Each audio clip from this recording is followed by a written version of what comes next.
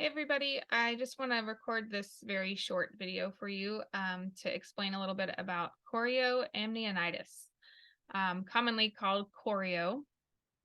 And this is basically a bacterial infection in the amniotic cavity um, occurring on or around the chorion.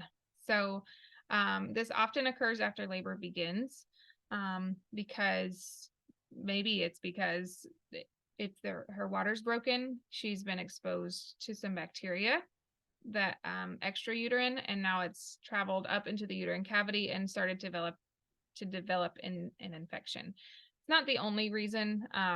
You might remember that bacteria and viruses can actually cross the placenta as well, so it could be other causes too. Um, and remember that any infection is dangerous in pregnancy. So um, we any infection in the body can actually cause preterm contractions, preterm labor. So we want to find and treat any infection occurring anywhere in the body.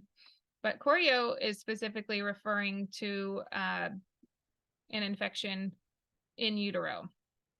Some of the clinical findings would be maternal fever, maternal and fetal tachycardia. So remember, our high range of normal for our baseline for heart tones, fetal heart tones, is 160.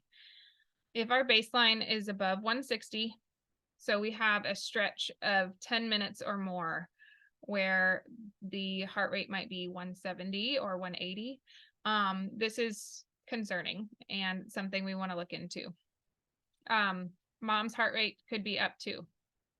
So they're beginning to respond to an infection by spiking a fever and spiking heart rate. She might also have uterine tenderness. So it's inflammation there in the uterine cavity. And then purulent amniotic fluid. So white blood cells trying to fight the infection in utero, staining or coloring the amniotic fluid. Very commonly foul smelling also. It doesn't smell good. It smells like an infection, right? Because it is. So we're going to watch this couplet really closely.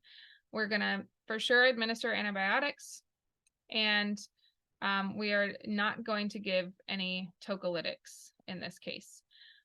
If needed, they would go ahead and go to C-section if they determine that the infection is very severe, and or they need to just get baby delivered to be able to treat mom and baby independently. So there are some things that we do to try to mitigate this risk for mothers. I mentioned in another mini recording, but if mom's water is broken for a certain number of hours, by 18 hours for sure, we are like, if this mom isn't in active labor with an imminent delivery, we're going to be starting antibiotics if we don't already have some going. We, of course, are going to be giving antibiotics if there's group B strep present. But there's some other things we do too to try to limit the incidence of chorio as much as we can. We don't do frequent cervical exams. So we're not checking our cervix, every 5 minutes.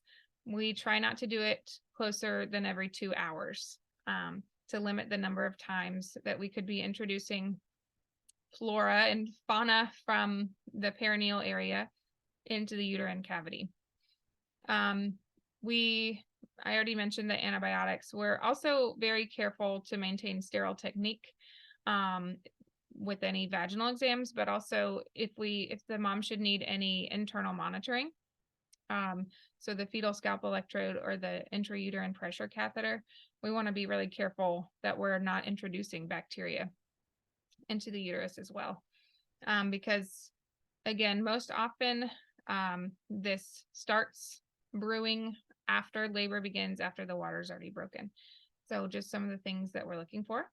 But I hope this kind of helped you understand chorio, and we'll see you next time.